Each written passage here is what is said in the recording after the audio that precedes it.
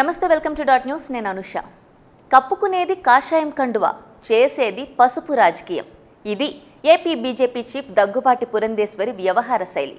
సంక్షోభంలో కూరుకుపోయిన తెలుగుదేశం పార్టీని బ్రతికించుకోవడానికి చంద్రబాబుకు మద్దతుగా ఉండేందుకు పురంధేశ్వరి పడని పాటలు లేవు.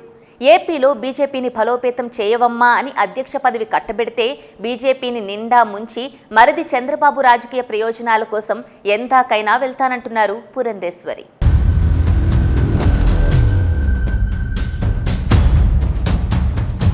టీడీపీ వ్యవస్థాపకుడు నందమూరి తారక రామారావుకు చంద్రబాబు వెన్నుపోటు పొడవాలని డిసైడ్ అయినప్పుడు పురంధేశ్వరి దంపతులే మంచి కత్తి ఒకటి చంద్రబాబుకు కానుకగా ఇచ్చారని అప్పట్లో వైస్రాయ్ కోళ్లు ఆగ్రహంగా కూశాయి. వైస్రాయ్ ఎపిసోడ్లో తన తండ్రిని ముఖ్యమంత్రి పీఠం నుంచి నిర్దాక్షిణ్యంగా దించేసిన కుట్రలో ఎన్టీఆర్ తనయ దగ్గుబాటి పురంధేశ్వరి, ఆమె భర్త వెంకటేశ్వరరావులు భాగస్వాములన్నది బహిరంగ రహస్యం. వెన్నుపోటులో తనకు అండగా ఉంటే దగ్గుబాటి వెంకటేశ్వరరావుకు డిప్యూటీ సీఎం పదవి ఇస్తానని చంద్రబాబు ఆఫర్ ఇచ్చారని అంటారు. తీరా వెన్నుపోటు పొడి చేసి కత్తి కంటిన నెత్తుటిని తుడిచేసి చంద్రబాబు ముఖ్యమంత్రి పీఠంపై కూర్చున్న తర్వాత దగ్గుబాటి విషయాన్ని పక్కన పెట్టేశారు చంద్రబాబు.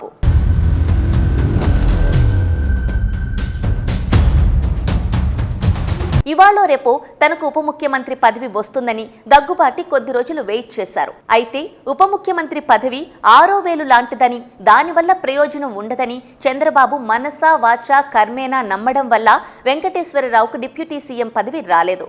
అప్పటికి కానీ తాము మోసపోయామని దగ్గుబాటి దంపతులు గ్రహించలేకపోయారు. తెలిసిన తర్వాత ఉక్రోషంతో టీడీపీ నుంచి బయటకు వచ్చి చంద్రబాబుపై కారాలు మిరియాలు మిక్సీలో వేసి రుబ్బారు. కొంతకాలం బీజేపీలో, మరికొంతకాలం కాంగ్రెస్లో కాలక్షేపం చేసిన వెంకటేశ్వరరావు ఖాళీ సమయంలో ఓ ఆత్మకథ రాసి అందులో చంద్రబాబును నిర్మా వాషింగ్ పౌడర్తో ఉతికి ఆరేశారు.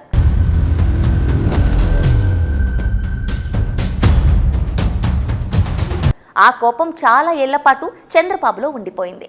అందుకే 2014లో టీడీపీ బీజేపీలు పొత్తు పెట్టుకున్నా రాజంపేట నుంచి బీజేపీ అభ్యర్థిగా పోటీ చేసిన పురంధేశ్వరిని దగ్గరుండి మరీ ఓడించారు చంద్రబాబు.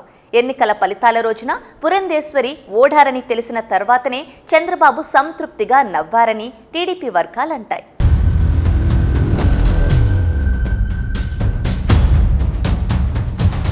2 దశాబ్దాలకు పైగా నారా దగ్గుబాటి కుటుంబాల మధ్య వైరం అలానే కొనసాగింది.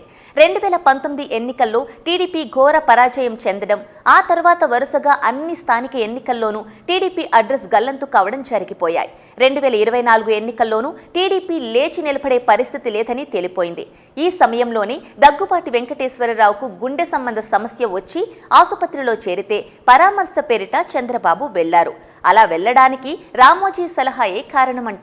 విడిపోయిన నారా దగ్గుబాటి కుటుంబాలు మళ్లీ కలవకపోతే వైఎస్ఆర్ కాంగ్రెస్ను ఎదుర్కొనలేమని రామోజీరావే 2 కుటుంబాలకు నూరిపోశారని కృష్ణా జిల్లా కోళ్లు మొహమాటంగా కూశాయి.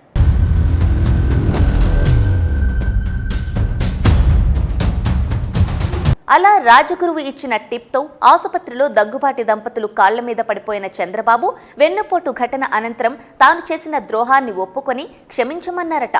దాంతో దగ్గుబాటి దంపతులు చంద్రబాబును క్షమించేసి ఇక నుంచి కలిసుందాంరా అన్నారట. ఈ క్రమంలోనే ఎన్టీఆర్ నాణం విడుదల చేసినప్పుడు పురంధేశ్వరే ప్రణాళిక రచించి చంద్రబాబును ఎన్టీఆర్ నాణం విడుదల కార్యక్రమానికి కుటుంబ సభ్యుల ముసుగులో ఆహ్వానించారు.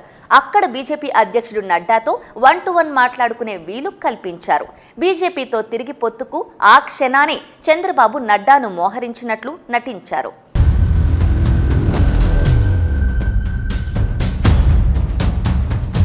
ఆ తర్వాత 371 కోట్ల రూపాయలు దోచుకు తిన్న స్కిల్ స్కామ్లో చంద్రబాబు నాయుడిని కోర్టు ఆదేశాలతో అరెస్ట్ చేసి జైలుకు పంపగానే టీడీపీ నేతలు, చంద్రబాబు కుటుంబ సభ్యుల కన్నా కూడా ముందుగా స్పందించింది పురంధేశ్వరే.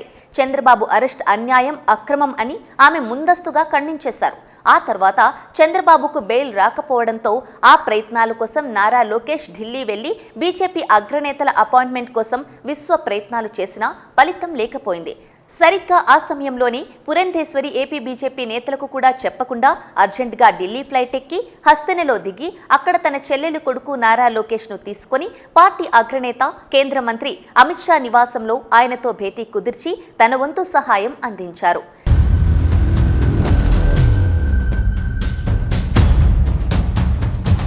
ఇక ఎన్నికలు దగ్గర పడే సమయంలో టీడీపీతో పొత్తు విషయంలో బీజేపీ జాతీయ నాయకత్వం అనాసక్తిగా ఉండటంతో పురంధేశ్వరే జోక్యం చేసుకుని టీడీపీతో పొత్తు కుదిరేలా అగ్రనేతల దగ్గర మంత్రాంగం నడిపారని అంటారు. మొత్తం మీద టీడీపీ బీజేపీల మధ్య పొత్తు కుదుర్చారు. ఆ తర్వాత ఏపీ బీజేపీలో చంద్రబాబు అనుకూల నేతలకు టికెట్లు ఇప్పించారు. చంద్రబాబు అవినీతిని అనునిత్యం ఎండగట్టిన సోము వీర్రాజు, జీవీఎల్ నరసింహారావులకు టికెట్ దక్కకుండా పక్కన పెట్టారు పురంధేశ్వరి. అలా చంద్రబాబు నాయుడు రాజకీయ ప్రయోజనాల కోసం తాను ఏమైనా చేస్తానని చాటుకున్నారు.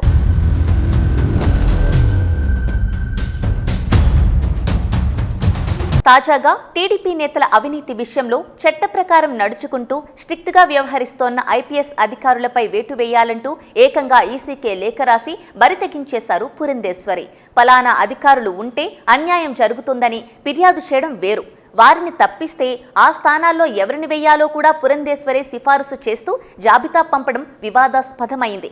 ఈ ఎన్నికల్లో కూడా తన తండ్రి స్థాపించిన టీడీపీ గెలిచి అధికారంలోకి రాలేకపోతే ఇక పార్టీ మనుగడే ప్రశ్నార్థకం అవుతుందని పురంధేశ్వరి భయపడిపోతున్నారు. తన తండ్రి పెట్టిన పార్టీని గుంజుకొని తన తండ్రి ఆశయాలకు తుట్లు పొడిచిన చంద్రబాబు నాయుడు రాజకీయ భవిష్యత్తు అంధకారంలోకి జారిపోకూడదని పాపం పురంధేశ్వరి విపరీతంగా కష్టపడుతున్నారు.